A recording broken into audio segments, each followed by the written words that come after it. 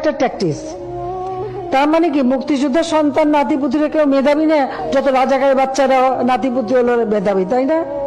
কিন্তু এটা ভুলে গেলে চলবে। 10 জনের সামনে কথা বলতেছি, কিভাবে কথা বলতে হবে এই কথা বলার ভাষাটুকুই যদি আমি না জানি, ওই 10 জনের সামনে কথা বলার কোনো যোগ্যতাই আমার নাই। 1971 সালের পর থেকে যারা জন্মগ্রহণ করছে, যুদ্ধতে অংশগ্রহণ করতে পারে নাই, তারা সবাই রাজাকার। আমি, আপনি, আপনার বাবা, আমার দাদার নামও যেহেতু মুক্তিযোদ্ধার কোঠায় নাই, তাহলে আমার দাদা সহ আমরা সবাই রাজাকার। এক কথায় বলতে গেলে বর্তমান দেশে 16,98,00,000 নাগরিকদের মধ্যে 2,31,000 মানুষ মুক্তিযোদ্ধা, এদের পরিবার বাদে আমরা সবাই রাজাকার। যেই রাজাকারের নাম শুনলে একটা সময় আপনার চোখে ঘৃণা চলে আসতো, এখন একবার ভেবে দেখুন সেই রাজাকারের ট্যাগে আপনার ঘাড়ে চলে আসতেছে। সেই ট্যাগ আপনার ঘাড়ে দিতে এক বিন্দুও দ্বিধাবোধ করতেছে না, কারণ তার পদে উঠতে আপনার কোনো প্রয়োজন হয় না। যে দেশে ভোট ছাড়া ক্ষমতা পাওয়া যায়, সেই দেশে আবার কিছু বলতে ভাবতে হয় নাকি? আজকের ভিডিওতে একটা কথা বলে যাই, মাথায় রাখে, কথা যত বেখেয়ালি হবে পতন তত দ্রুত হবে ইনশাআল্লাহ। পার্সোনালি আমি কোনো রাজনৈতিক সম্পর্কের সাথে সম্পৃক্ত নয়, কিন্তু একজন সাধারণ নাগরিক হিসাবে এই কথার বিরুদ্ধে তীব্র নিন্দা ও প্রতিবাদ জানানোর প্রয়োজন আমি মনে করি। রিসেন্ট 8-9 দিনই হয়ে গেল কোঠা এবং মেধা নিয়ে একটা আন্দোলন চলতেছে। হ্যাঁ, এই কথা সত্য যে কোঠা এবং মেধা দুইটা এক জিনিস নয়, কিন্তু আমার কথা হচ্ছে মুক্তিযোদ্ধাদের নাতি নাতনি থেকে শুরু করে ছেলে মেয়েগুলো যদি এতই মেধাবী হয়, তাহলে তাদের চাকরির জন্য কোঠার কিসের প্রয়োজন? প্রশ্ন থেকেই যায়। সাধারণ মানুষগুলো যদি রাজাকার হয়, এই সাধারণ মানুষের ট্যাক্স ভ্যাট দিয়ে আপনি দেশ চালাচ্ছেন, তার মানে আপনি বড় রাজাকার। বাংলাদেশ পরিসংখ্যান BBS এর হিসাবে শিক্ষিত বেকার আছেন 23,50,000 জন, অর্থাৎ বাংলাদেশে মোট বেকারের সংখ্যা 12% উচ্চ শিক্ষিত।